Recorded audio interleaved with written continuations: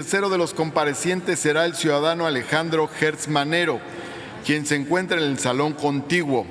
En consecuencia, solicito a las senadoras y senadores Julio Ramón Menchaca Salazar, Josefina Vázquez Mota, Beatriz Elena Paredes, Juan Quiñones Ruiz, Giovanna del Carmen Bañuelos, Eduardo Enrique Murat, Omar Obed Maceda y Katia Elizabeth Ávila se sirvan a acompañar en su ingreso a este salón al ciudadano Alejandro Hertz Manero.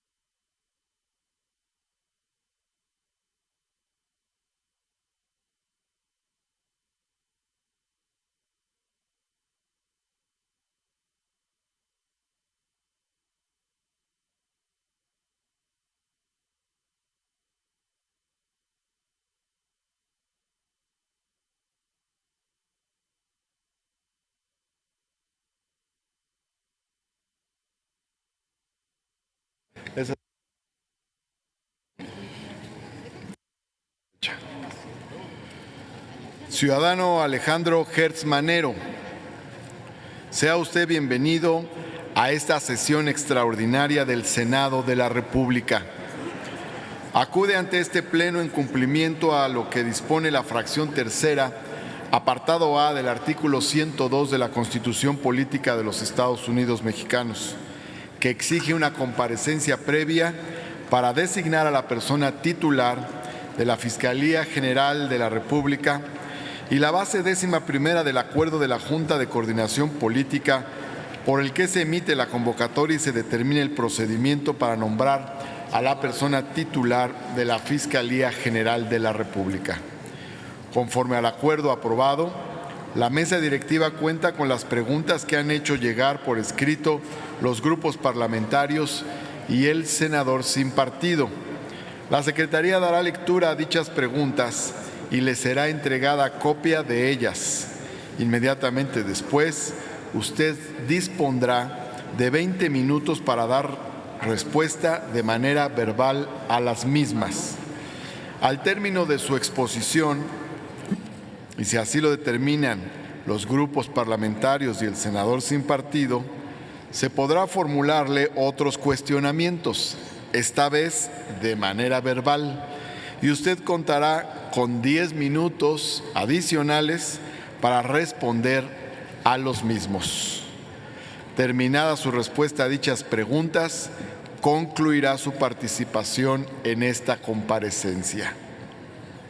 Este es el formato que conducirá su comparecencia. Conforme al acuerdo aprobado, solicito a la Secretaría dé lectura a las preguntas que por escrito se le han formulado al ciudadano Alejandro Hertz Manero por parte de los grupos parlamentarios y el senador sin partido Emilio Álvarez y Casa. Adelante, secretaria, por favor. Como lo indica, señor presidente, preguntas para el doctor Alejandro Hertz Manero. Del senador Emilio Álvarez y Casa Langoria.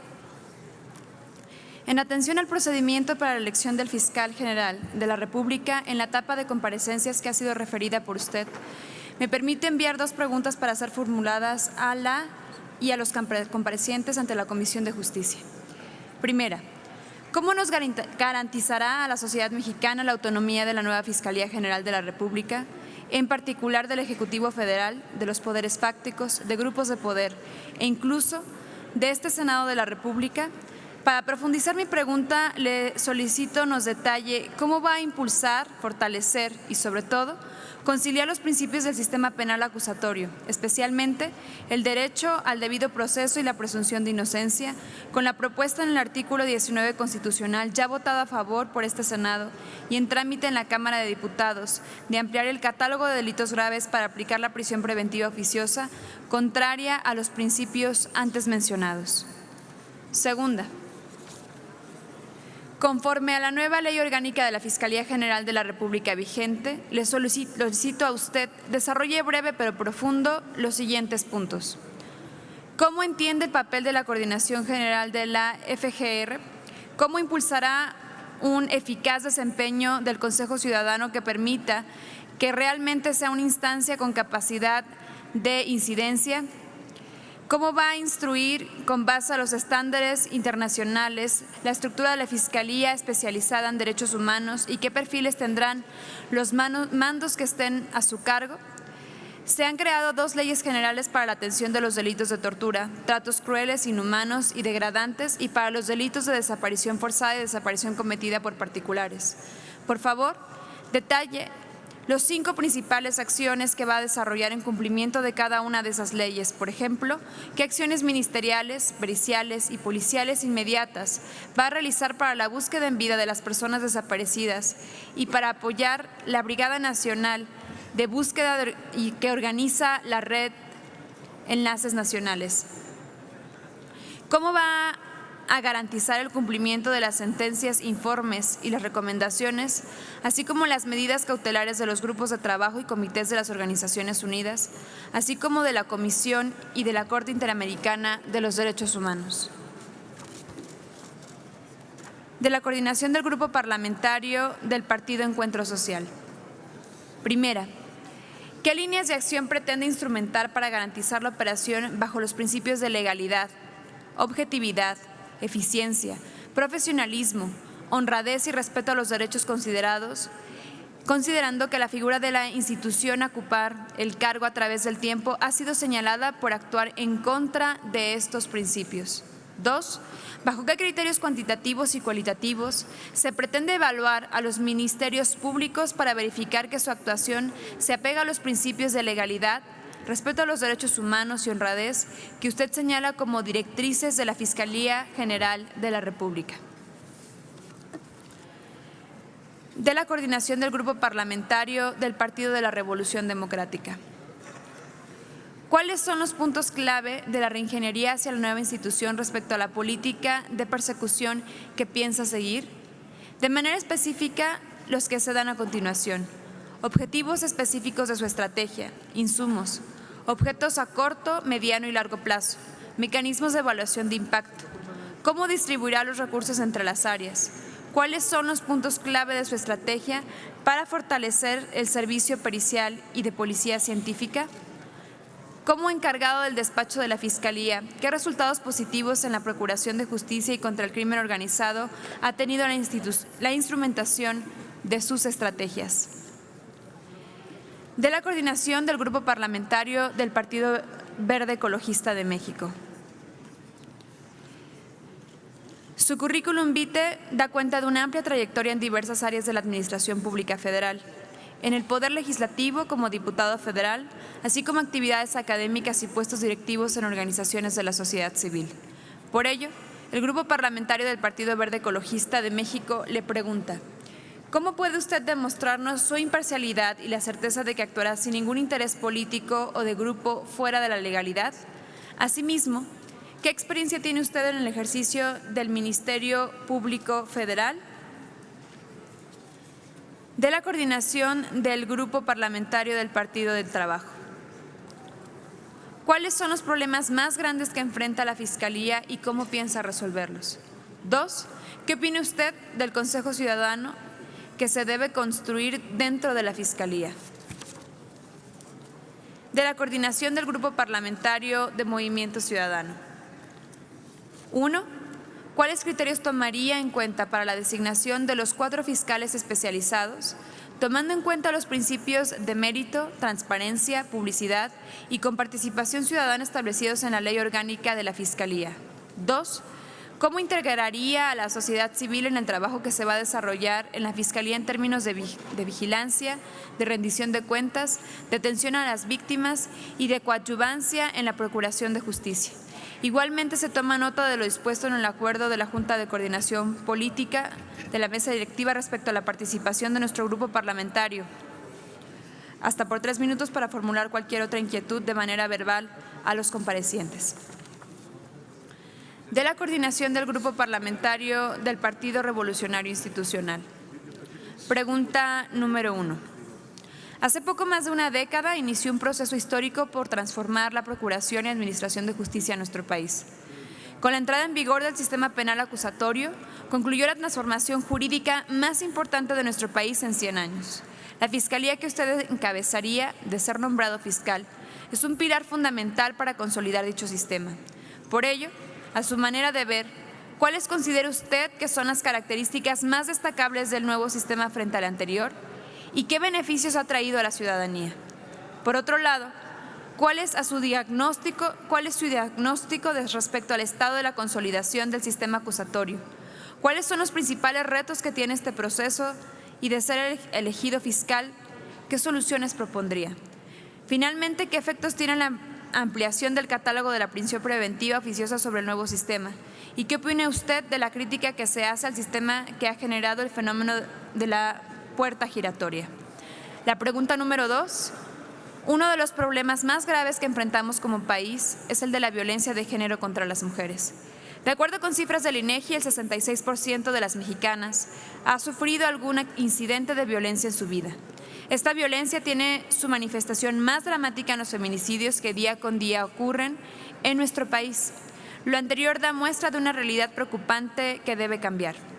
Por ello, quisiera hacerle unas preguntas más precisas. En primer lugar, ¿cuál es su diagnóstico sobre la violencia de género en el país? ¿Cuáles son los elementos que debería incluir un plan nacional para garantizar el derecho de acceso a la justicia de las mujeres? ¿Y según su conocimiento, ¿cuáles son los elementos constituyentes de un feminicidio? De la coordinación del Grupo Parlamentario del Partido de Acción Nacional. Hemos escuchado los últimos meses el discurso del presidente López Obrador sobre su política de amnistía y de perdón. Usted podría ser el próximo fiscal general de la República. Estamos decidiendo entre una terna donde encontramos vínculos partidistas que podrían dejar en duda su propia independencia. Por ello, le cuestionamos de manera concreta lo siguiente. A. ¿Atenderá el llamado de olvido y la amnistía de facto que se ha anunciado al decir el Ejecutivo que no ve viable perseguir la corrupción del pasado? B. En materia de derecho comparado, hay un ejemplo de suma independencia del fiscal general en Estados Unidos. En este país, este fiscal general es tan independiente que puede llegar a juzgar o investigar al propio presidente. Esto le ha costado mucha presión a los fiscales generales a lo largo de la historia. ¿Mantendría usted con esa independencia las investigaciones, sea por corrupción o por violación en general del Estado de Derecho, a pesar de posibles presiones políticas? ¿La ley por encima del poder será real? Y de la coordinación del Grupo Parlamentario de Morena. 1. La impunidad constituye uno de los graves problemas del sistema de justicia mexicano. Para diversos especialistas en la materia, este fenómeno radica en la falta de instrumentos científicos que permiten la correcta investigación de los delitos y la identificación de sus actores. ¿Cuáles son, desde su perspectiva, las acciones legislativas pendientes para dotar al Estado mexicano de estas herramientas científicas de investigación?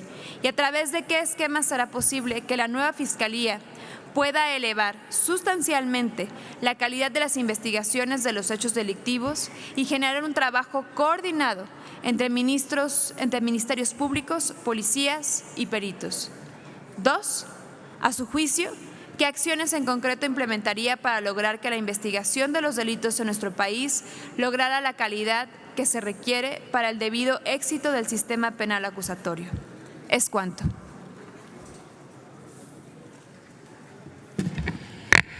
Muchas gracias, senadora secretaria.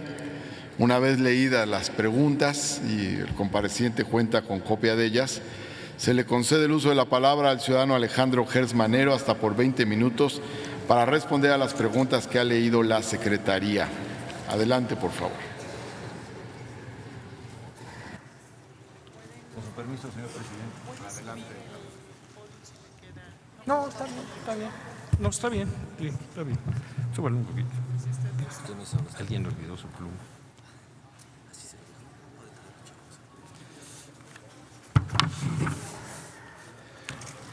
Señor presidente, señoras y señores senadores, primero agradecerles la oportunidad de estar aquí con ustedes para responder a sus preguntas y para poder explicar lo que es nuestro programa de trabajo. Vamos primero con don Emilio Álvarez y Casa.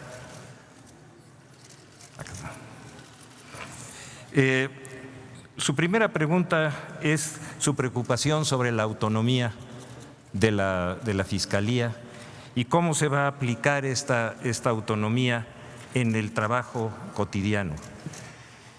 Yo considero que fundamentalmente la autonomía se da en el momento en que se cumple rigurosamente con la ley. Cuando hay una estructura jurídica y el fiscal, el Ministerio Público, cumple con todo rigor con el marco legal correspondiente, ahí es donde se demuestra la autonomía. Cuando comienza a salirse de su marco, cuando pierde el contacto con la estructura a la que debe de obedecer para obedecer a otro tipo de presiones, ahí es donde se rompe la autonomía. ¿Esto qué quiere decir? Que, por ejemplo, lo que usted señala en cómo se va a hacer el análisis del catálogo de delitos graves que aplican prisión preventiva contraria a los principios que usted ya menciona. Es un problema procesal, es un problema de conocimiento. La autoridad jurisdiccional ha sido muy clara. Hay elementos más que suficientes para poder generar ese tipo de peticiones siempre y cuando se funde debidamente. Volvemos al tema original, el cumplimiento de la ley, no una interpretación amplia o una interpretación con algún objetivo que salga de ese marco legal. Yo no siento que en eso haya un mayor problema. ¿En dónde sí lo hay? En que muchos aspectos de la conducta de ministerios públicos y de agentes policiales no tienen los conocimientos suficientes para poder establecer con claridad esa petición. Nos decía el presidente de la Corte que a él le llamaba mucho la atención que hubiera tantas quejas por esta situación, cuando los criterios de la Corte en ese sentido han sido clarísimos. Si ustedes tienen ministerios públicos los elementos para poder generar una prisión preventiva por las razones de peligrosidad, todas las que tiene la ley, no hay ningún problema en eso. Yo, sinceramente, don Emilio, no veo ahí ninguna dificultad. El siguiente tema.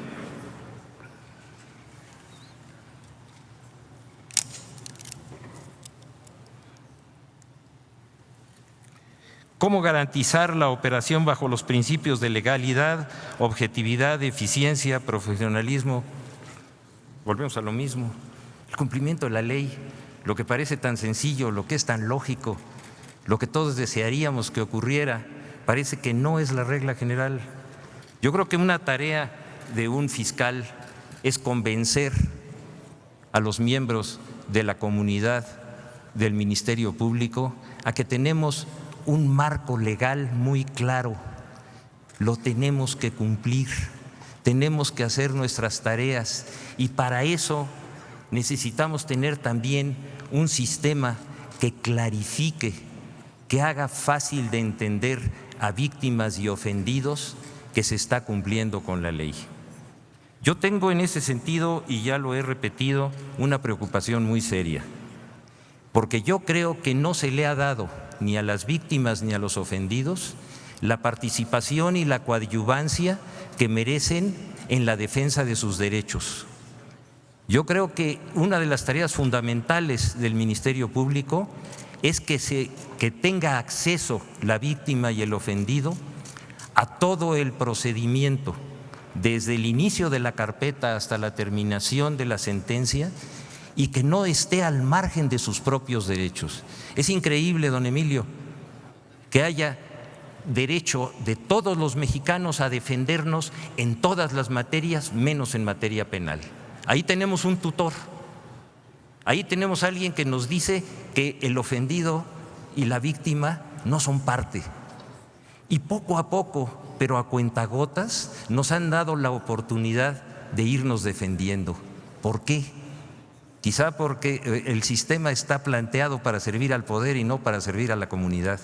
Yo creo que ahí tenemos que trabajar mucho. Yo creo que tenemos que realmente llegar a algo que la gente nos reclama a diario. ¿Yo por qué voy a denunciar si no me van a hacer caso? ¿Yo para qué voy a ir a toda esa tarea que es tan dolorosa y tan vergonzosa para que todavía encima se burlen de mí?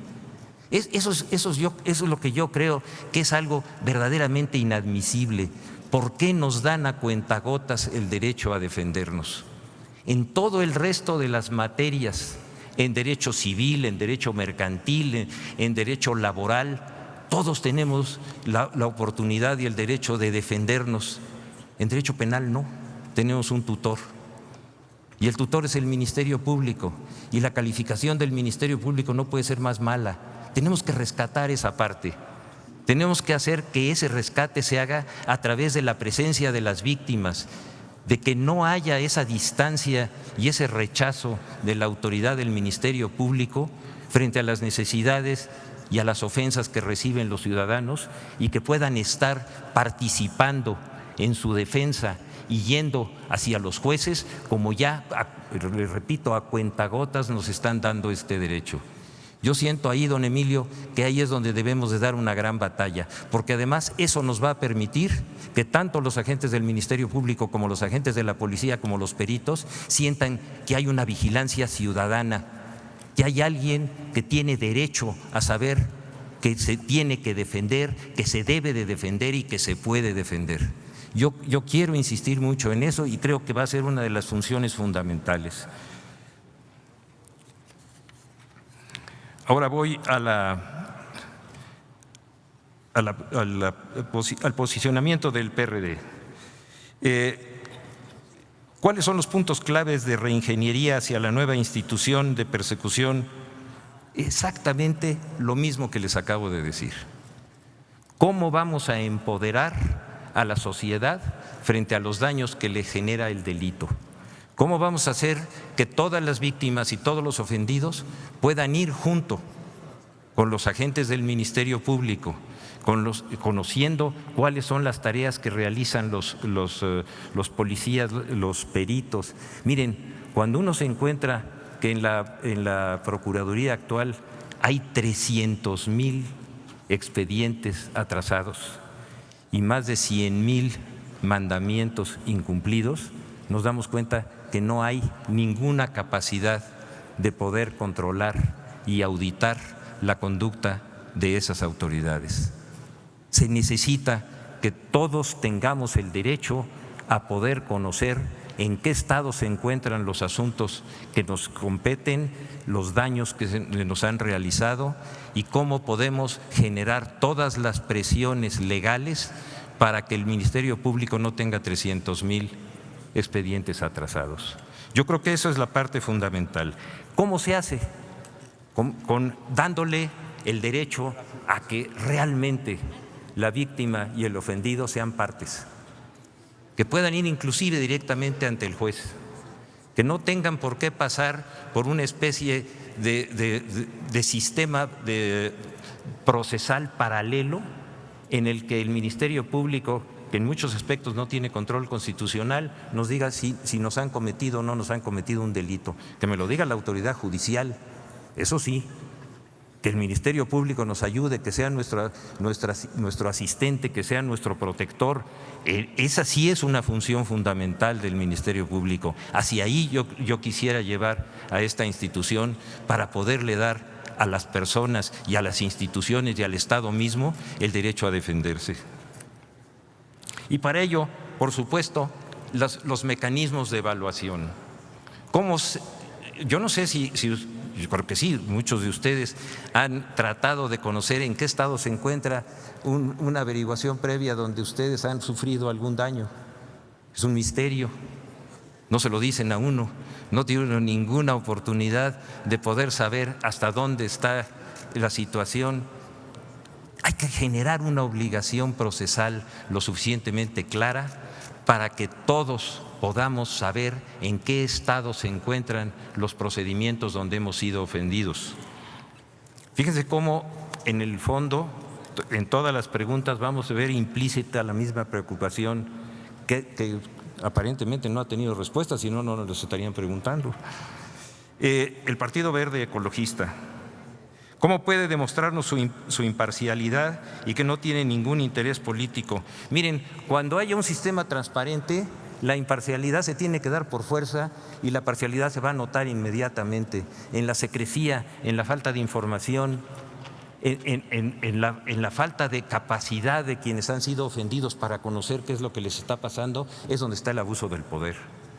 Hay que generar ese cambio fundamental porque ahí sí hay realmente una oportunidad de recuperar el derecho que todos tenemos a la justicia y sobre todo a la seguridad. ¿Qué experiencia tiene usted en el ejercicio del Ministerio Público? Bueno, yo comencé como agente del Ministerio Público en la Procuraduría y he ido escalando hasta llegar a la oportunidad que hoy se me ha brindado. La conozco por razones de trabajo en cada uno de sus niveles. Conozco cuáles han sido los aciertos y cuáles han sido los grandes fracasos. Pero lo único que sí les digo a ustedes, cuando en un país hay 33 millones de delitos cometidos al año y el 99% queda impune, tenemos todo por hacer. Y la única manera de hacerlo es a través de una rendición de cuentas y una responsabilidad, pero verdaderamente bien establecida de carácter profesional. Yo les digo que con todos estos años que he tenido de trabajar en estas áreas y como abogado también, Hay excelentes agentes del Ministerio Público, buenos abogados, buenos policías, pero lo que no hay es un buen sistema. Y no hay un buen sistema porque no hay una capacidad de rendición de cuentas y de auditoría ciudadana. No hay mejor auditoría ciudadana que la que haga cada víctima y cada ofendido. Hay que ir por ese camino, esa es mi convicción. Movimiento Ciudadano. ¿Cuáles criterios tomaría en cuenta para la designación de los 4 fiscales especializados, tomando en cuenta los principios de mérito, transparencia, publicidad? Miren, yo creo que lo que hemos hecho en todo este tránsito hacia la Fiscalía es el ejemplo que deberíamos de repetir en cada uno de sus niveles. La oportunidad que ha tenido la ciudadanía, que han tenido los representantes, los legisladores, para conocer quiénes son las personas que aspiran a un determinado puesto, cuál es su historia profesional, cómo entienden el fenómeno que van a enfrentar. Eso, yo creo que lo tenemos que repetir en todos estos niveles, porque si no, no habría una congruencia entre la titularidad de la Fiscalía y la titularidad de las distintas fiscalías especializadas, porque si no tendríamos una Fiscalía General que tuviera un sistema de acceso y de rendición de cuentas como el que estamos teniendo con ustedes y los demás ya no. Hay que aplicar el mismo criterio. Tenemos que tener la certeza de que cada uno de las personas que ocupen estos puestos den cuentas a la ciudadanía, den cuentas ante todos de su capacidad, de sus antecedentes, de sus propuestas, para que la relación se vuelva realmente a generar a través de la confianza en quien sí tenga la capacidad para llevar a cabo estas tareas. Yo no creo, y si yo fuera el que tuviera esta responsabilidad, que cumpliría yo con mi tarea si no sometiera yo a un sistema como el que yo mismo he pasado, a quienes van a tener la obligación y el derecho de manejar las áreas especializadas de esta institución. Hay que repetirlo, eso no le hace daño a nadie, al contrario, yo creo que nos hace mucho bien. Si esta tarea que están ustedes emprendiendo ahorita se hubiera hecho hace muchos años, las cosas hubieran cambiado. ¿Cómo ando? Tiene aún 6 minutos. Adelante, gracias, por favor. El sistema penal acusatorio, ¿cuál es su diagnóstico respecto al estado de la consolidación de ese sistema y qué efectos tiene la ampliación del catálogo de prisión preventiva oficiosa? Miren, el catálogo se ha ampliado en razón de una situación de incapacidad profesional. Nosotros tenemos que superar eso. Ese catálogo, si el cumplimiento de las tareas policíacas, de las tareas del Ministerio Público se estuvieran llevando con eficiencia, no estaríamos tratando este tema.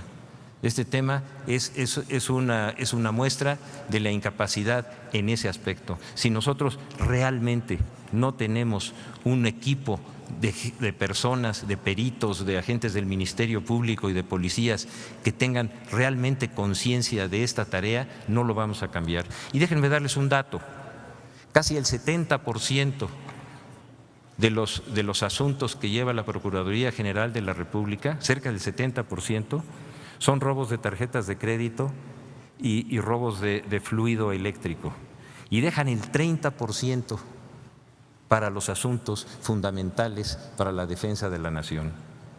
Cuando todos esos aspectos deberían de tener una justicia alternativa, con reparación del daño, con defensa de las víctimas, pero no entrar en ese proceso en el cual lo que no es toral tiene toda la carga y toda la capacidad de la institución, y lo que es fundamental queda prácticamente reducido a que, por supuesto, después tenga los resultados que nosotros hemos visto.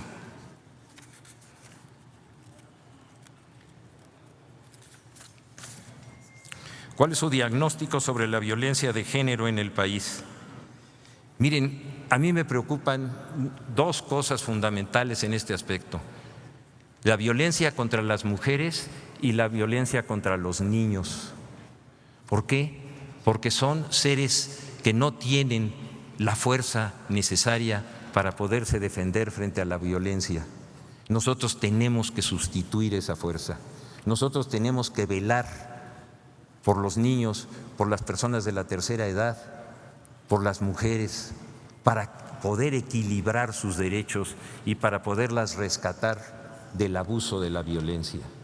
En eso, todo lo que hagamos va a ser en beneficio de equilibrar el tejido social de lo que es nuestro país. Ahí debemos de dar verdaderamente una gran batalla. Nadie va a ser nuestro mejor aliado que las mujeres, que la tercera edad y que los niños que pronto serán adultos, si sabemos cumplirles a ellos.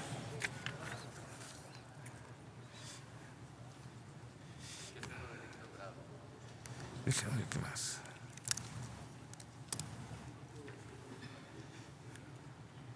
En el caso del PAN, los vínculos partidistas, déjenme decirles, yo nunca he pertenecido a ningún partido. He trabajado para todos los gobiernos. He sido un servidor público del Estado mexicano y con todos los gobiernos, con todos los partidos que han tenido el poder en México, los servidores públicos podemos trabajar sin ningún problema. ¿Por qué? Porque cumplimos con nuestro deber. En ese sentido, no siento yo ninguna preocupación y la ley por encima del poder será real. Ese es el reto. Si eso no se cumple en forma inmediata, todo este esfuerzo que estamos haciendo no va a tener ningún resultado. El compromiso ya no tiene margen para equivocarse ni para engañar. La capacidad que tiene la sociedad para estar haciendo esta tarea de someternos a una rendición de cuentas desde que estamos tratando de entrar hasta que llevemos a cabo nuestras tareas, nos va a generar una obligación que va a ser indeclinable. Ya no hay camino para atrás, eso sí se los aseguro. Creo que con todo eso le contesto. ¿Cuánto me queda, señor presidente? Le quedan 2 minutos, pero concluya la idea, no se preocupe. Gracias. Por favor. Muchas gracias. Yo les quería decir a ustedes, después de contestar todo esto, cuáles son los aspectos que para mí son fundamentales. Miren, el sistema de procuración e impartición de justicia está diseñado para servir al poder y no a la ciudadanía. Y por eso existen tantos factores de desconfianza. Hay que romper ese círculo vicioso, rompiendo el monopolio de la acción penal que nos quita el derecho a defendernos y nos da a cuentagotas esa capacidad que merecemos todos. El Ministerio Público debe de existir, el Ministerio Público es un factor fundamental de apoyo a la ciudadanía, pero no debe de ser el dueño de nuestro destino en materia penal. Miren, si no hay una verdadera y real rendición de cuentas de peritos, agentes del Ministerio Público y fiscales para poder calificar y estimularlos o sancionarlos y que ese sistema sea público y todos tengamos acceso, no vamos a cambiar esta situación. Desde el fiscal hasta el funcionario más de tierra firme que nosotros tengamos, tenemos que rendir cuentas. Tenemos que darle cuenta a la ciudadanía y a las partes en los procesos penales. Y esto nos lleva a un sistema de información como el que en muchas ocasiones se tiene en los poderes jurisdiccionales. Uno puede, como litigante, saber en qué estado se encuentra el juicio, cuáles son las notificaciones que se están haciendo, qué procedimientos se han detenido. ¿Por qué no podemos tener lo que el Poder Judicial sí tiene? Yo haría todo lo posible porque ese sistema de transparencia y de información y de rendición de cuentas estuviera a mano y a disposición de todas las personas, como se hace en el Poder Judicial y en donde no hay ningún problema. La justicia alternativa. La mayor parte del gran problema delictivo del país es que no hay un sistema de justicia alternativa para cuando comienzan los ilícitos que después se convierten en grandes problemas sociales. El que no detiene esa crisis en el momento en que está iniciándose no lo resuelve. Por eso nosotros en la Procuraduría, y ahora lo haremos en la Fiscalía si es que tenemos la oportunidad, vamos a trabajar, pero en serio y a fondo, a que todas las gestiones de justicia alternativa se resuelvan de inmediato con una sola base fundamental: la reparación del daño. La reparación del daño no se negocia, la reparación del daño es un derecho y el sistema alternativo debe de manejarse de esa manera para que pueda funcionar. Y después utilizar toda la capacidad y los recursos del Estado para los grandes problemas nacionales, para la defensa de las instituciones, para la defensa del patrimonio de nuestro país y sobre todo para que se rompa ese principio de desconfianza que hay entre la ciudadanía y quienes se supone que debemos de defenderla. Yo les agradezco mucho su atención y espero haber contestado en términos generales las preguntas que ustedes me han hecho. Muchas gracias a todos.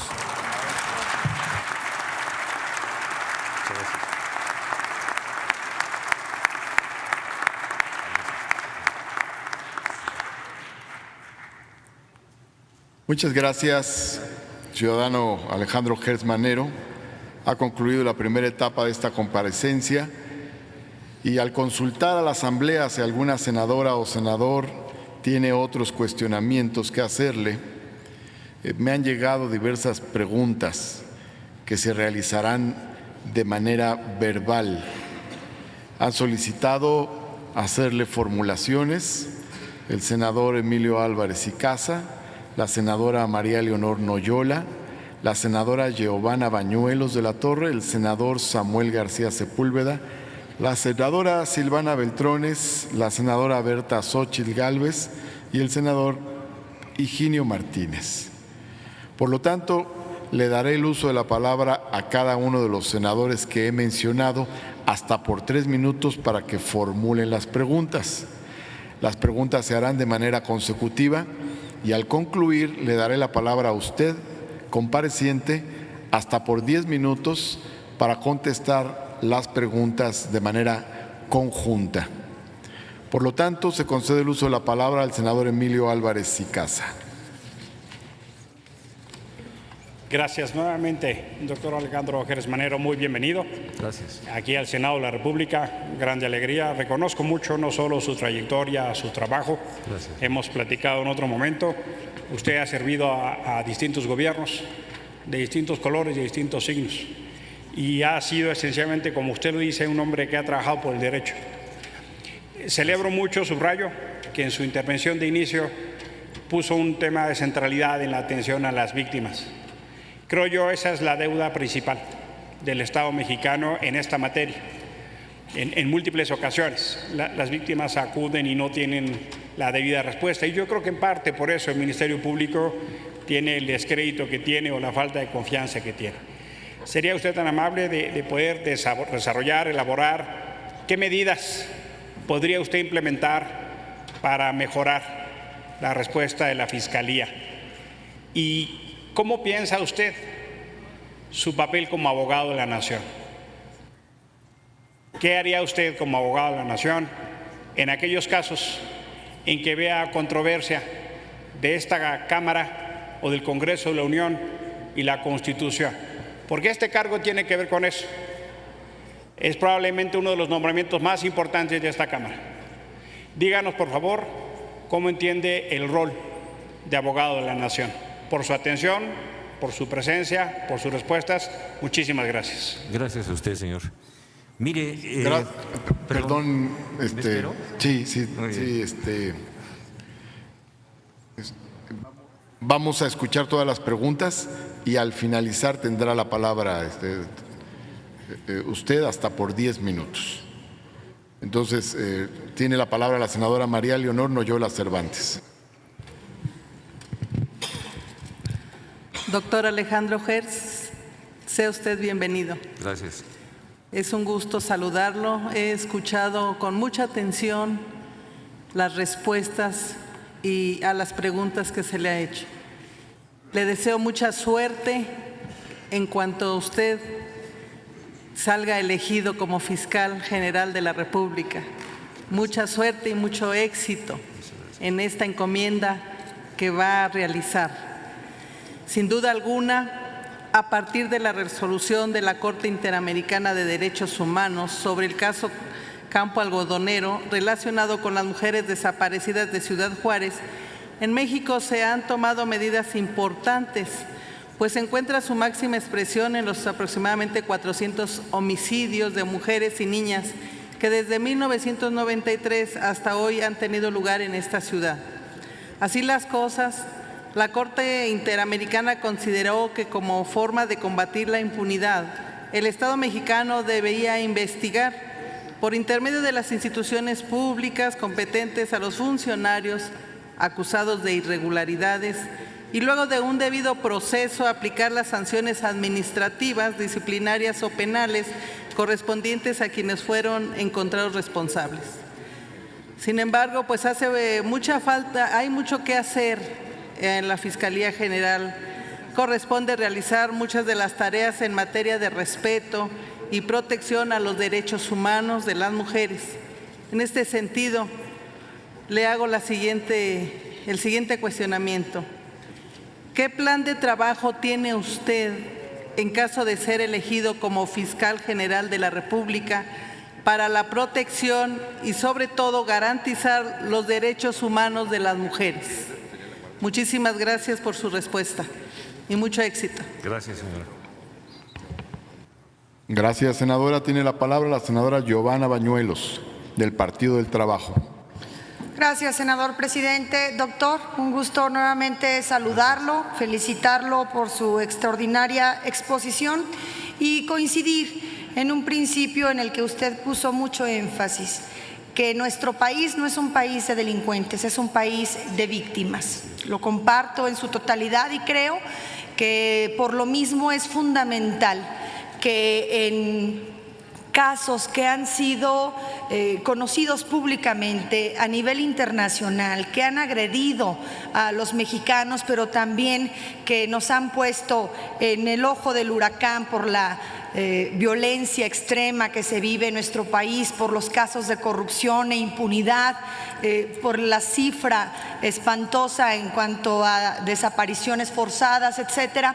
¿Qué estrategia en particular usted, en caso de ser favorecido con la confianza de la mayoría de mis compañeros, va a implementar para que casos como los 43 estudiantes de Ayotzinapa, la estafa maestra, el caso de Odebrecht, los miles de asuntos que están en los que señalan de manera directa a una generación de gobernadores que recientemente estuvo en funciones, calificada por muchos, incluyendo su servidora, como la generación más corrupta de los gobernadores de nuestro país, estos graves delitos que estamos no solamente observando, sino también siendo testigos, como es el robo de hidrocarburos? ¿Qué estrategia a un corto plazo habrá usted de implementar para que pueda notarse la diferencia en cuanto a la procuración de justicia, como la entendíamos institucionalmente en el pasado, y ahora la nueva figura a través de la Fiscalía General de la República? Eso sería una pregunta. Y la otra, como todos conocemos, parte del procedimiento le da a usted una altísima responsabilidad de asignar a 4 fiscales especializados. A mí me gustaría también conocer, en caso de que usted fuera electo, cuál habrá de ser el parámetro, mecanismos o el juicio que habrá de tener usted para designar en tan alta responsabilidad a quien seguramente será el círculo más cercano de combate en esta responsabilidad. Muchas gracias nuevamente, doctor. Gracias, senadora Bañuelos. Tiene la palabra el senador Samuel García Sepúlveda, del Movimiento Ciudadano. Gracias, presidente. Doctor Alejandro, bienvenido, buenas tardes. Hicimos pregunta explícita sobre el mecanismo de la designación de las 4 fiscalías especializadas. Creo que muchos senadores coincidimos, sobre todo la bancada, y le damos especial atención a cuál va a ser el rol ciudadano de la sociedad civil.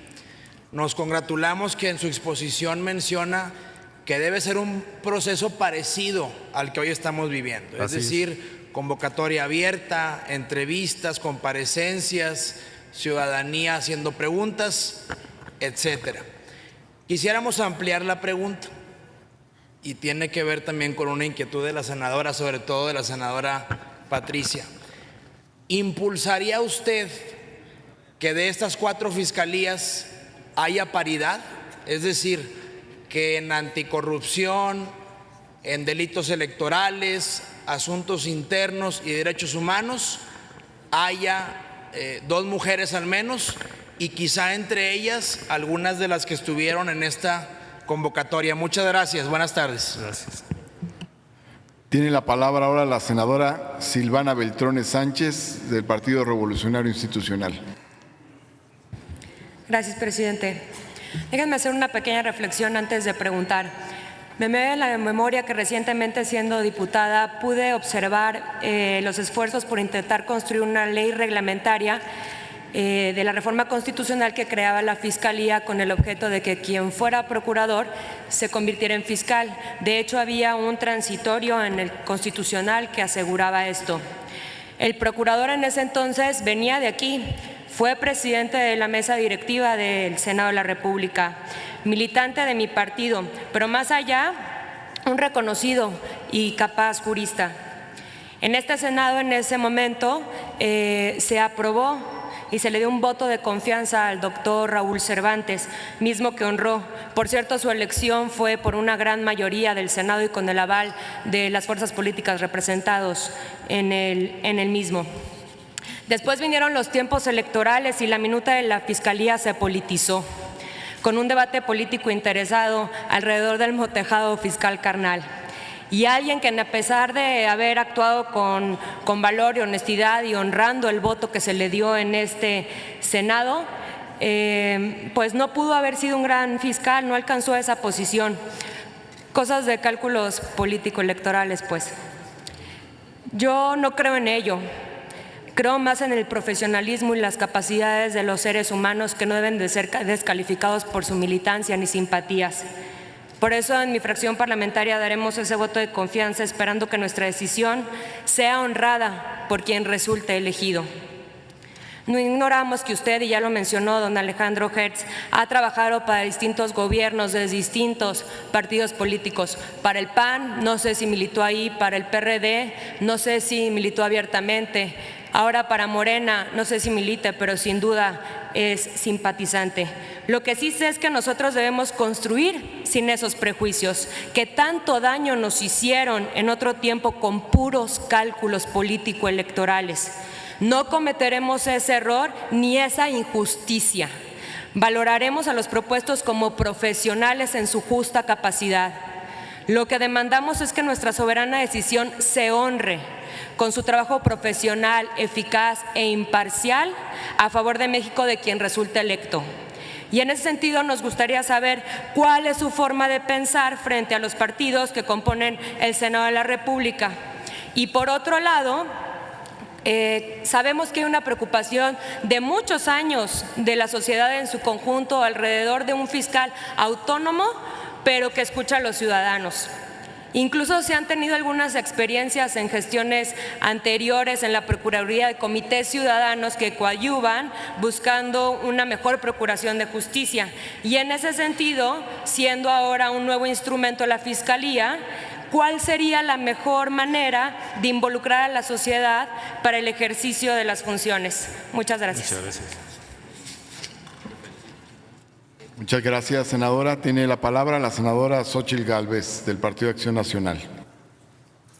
Muchas gracias. Bienvenido, doctor Hertz Manero. Lo conozco, fuimos compañeros de gabinete, tengo la mejor impresión de usted. Felicidades por estar en este proceso. Yo le quisiera hacer una pregunta, 2 preguntas. Y va a ser muy concreta. Ya a todo el mundo le hemos preguntado de las fiscalías. Nos preocupa mucho el hecho de que la Fiscalía no sea autónoma. Nosotros queríamos una Fiscalía autónoma, peleamos por una Fiscalía autónoma. Nos interesa mucho que las fiscalías queden no atrapadas a un militante de un partido político, que la selección de las fiscalías especializadas se lleve a cabo acompañados de la sociedad civil.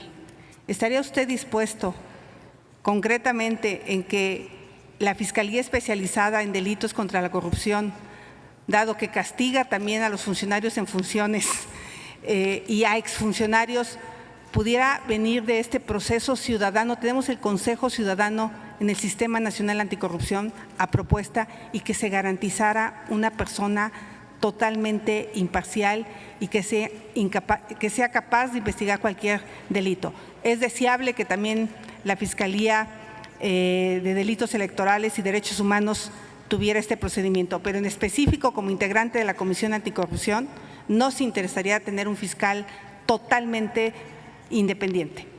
La segunda pregunta es: ¿usted estaría de acuerdo con la propuesta del presidente de la República en que sean sometidos a consulta e investigación de delitos hacia expresidentes o exfuncionarios?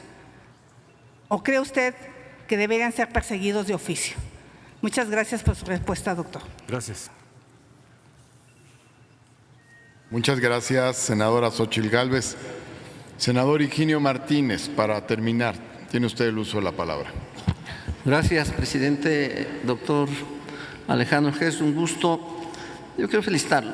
Su trabajo en estas últimas semanas, en estos días, es la tercera vez que comparece, platica con senadores, con senadoras, para poder llegar a esta parte que nos toca a nosotros, elegir al nuevo fiscal general de la República. Con sus participaciones en lo personal, a Morena, y me parece que a la mayoría de las senadoras y senadores no queda duda de su capacidad, su profesionalismo, su experiencia, su trabajo, su dedicatoria. En fin, de eso creo que no tenemos ninguna duda.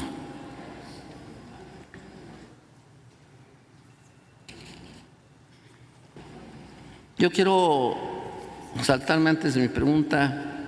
Mucho se ha escuchado, se ha reclamado de la autonomía de la Fiscalía. Ya se ha dicho, no voy a abundar en eso.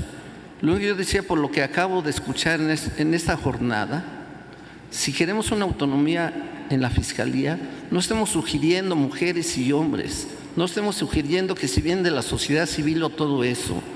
Si es una Fiscalía autónoma, dejémosle al fiscal, si usted es el próximo fiscal, que decida con esa autonomía que hemos pedido por todos lados, y no de último momento estar sugiriendo, ese es mi punto de vista, que se aceptan mujeres, que se acepta hombres o que se acepta de la sociedad civil. Una autonomía, una Fiscalía autónoma, pues dejémoslo en este caso, desde mi punto de vista.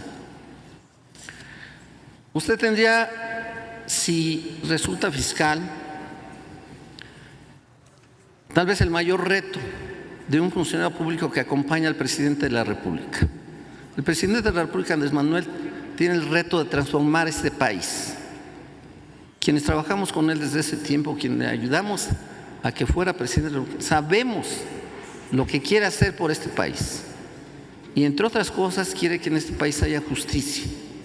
El reto que usted tendría, doctor, y esa es parte de una pregunta, es: ¿está consciente del reto que ha asumido el presidente de la República y que usted con esta designación tendría que compartir ese reto en términos de la procuración de justicia, estar a la altura de las circunstancias, saber que más de 30 millones de personas que votaron por Andrés Manuel López Obrador, entre otras cosas, esperan que en esa dependencia se actúe con justicia, con honestidad? Y estoy seguro que los otros 30 millones de votantes que no lo hicieron por Andrés Manuel también esperan lo mismo, que se actúe con justicia en este caso. La pregunta es: ¿estamos conscientes del reto que se tiene? Y finalmente, la última pregunta. No creo que sea difícil detener un pez gordo. Se requiere tener las pruebas, se requiere tener los elementos. Espero que esa sea la conducción en caso de que usted sea el fiscal, que con pruebas, elementos, al pez gordo se le detenga, sea por corrupción o sea porque actúa en la delincuencia organizada o los grupos estos de los malosos. Pero también necesitamos que hasta abajo, y esa es la pregunta, ¿qué hará para que los ministerios públicos que actúan en todos los rincones del país puedan darle la confianza a los ciudadanos y deje de ser lo que era la Procuraduría, una de las instancias con mayor imagen negativa que tiene los ciudadanos? ¿Qué hacer con cientos, no lo sé cuántos son, de ministerios públicos que se prestan a las bondades, a los estímulos procesales, como luego se les denomina, he escuchado yo eso, ¿sí? O a las consignas para casos de todos que se presentan? ¿Qué hacer en ese aspecto? Doctor, felicidades por su participación. Muy bien. Muchas gracias, senador Higinio Martínez. Se han formulado los cuestionamientos de las senadoras y senadores que así lo determinaron. Por lo tanto, se concede el uso de la palabra al ciudadano Alejandro Hertz Manero para responder a los mismos y cuenta con 10 minutos para hacerlo. Adelante, por favor. Gracias. Don Emilio, abogado de la Nación. Mire, la gran diferencia entre la Fiscalía General de la Nación y el resto de las fiscalías o procuradurías es que su función es la defensa del Estado, es la defensa de la nación. El fiscal general de la República tiene una prioridad fundamental: defender el patrimonio, la integridad y la fortaleza de toda la nación mexicana. Esa es su función fundamental y a eso le vamos a dedicar nuestro esfuerzo más grande. Muchas gracias, don Emilio. Las mujeres, miren, en mi actividad académica, en las distintas direcciones de las distintas facultades y carreras, hay más mujeres que hombres y me va muy bien. Es muy buena el resultado de las mujeres y creo que tienen exactamente los mismos derechos, las mismas oportunidades y las mismas calificaciones.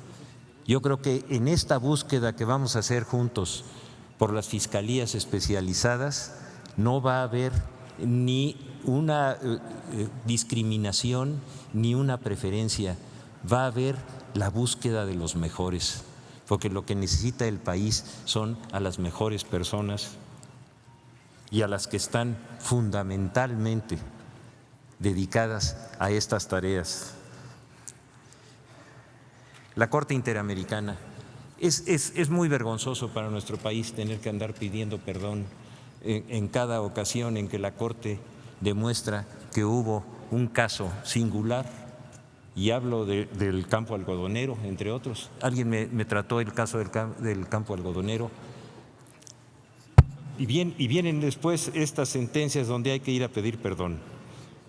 Nos deberíamos de avergonzar de tener toda una estructura como la que tenemos para que después nos vengan a decir que ocultamos las pruebas, los hechos y la verdad para defender al poder. Eso es inadmisible. Mi perspectiva en estas tareas es la perspectiva de un ciudadano. Yo siento que yo me represento a mí mismo y a todos los que son como yo, que queremos vivir en un país mejor. Entonces, estas situaciones, francamente, yo no creo que se merezcan y yo no veo ninguna razón para que estos asuntos que son torales no puedan llegar a conocerse a fondo.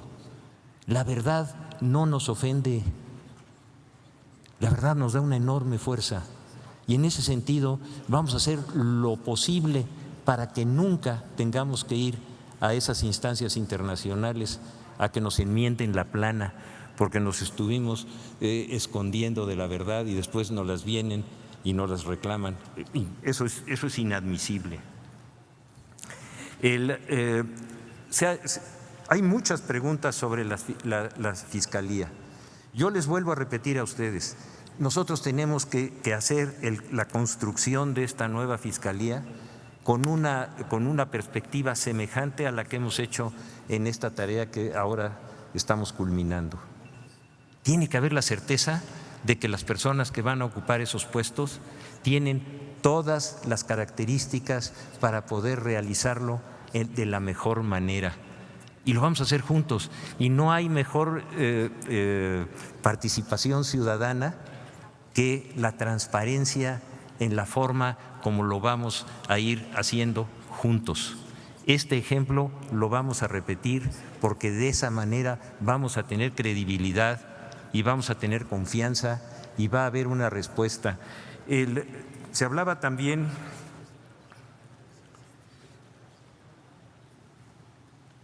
de los casos de corrupción que no se investigan. No debe haber un solo caso que no se conozca a plenitud, ni una persecución más, ni un ocultamiento más, ni un encubrimiento más. La verdad, conocerla de buena fe, con claridad y sobre todo con la participación de las víctimas y de los ofendidos. No hay mejor coadyuvancia que esa, no hay mejor legitimidad que la de la víctima y el ofendido que acompañan al instrumento de la justicia. Si nosotros logramos eso, nosotros logramos ese cambio. Miren, yo tengo la certeza de que ya no hay regreso. Lo que ya se hizo no se puede volver a repetir. Las promesas que no se cumplieron ya no las quiero volver a oír. Y yo no quisiera venir aquí a decirles que fíjense que les dije una cosa pero acabé haciendo otra. Pero también necesito todo el apoyo de estas estructuras legislativas y de la representación de todo el país para que vayamos juntos a sacar adelante a nuestra patria. Muchas gracias.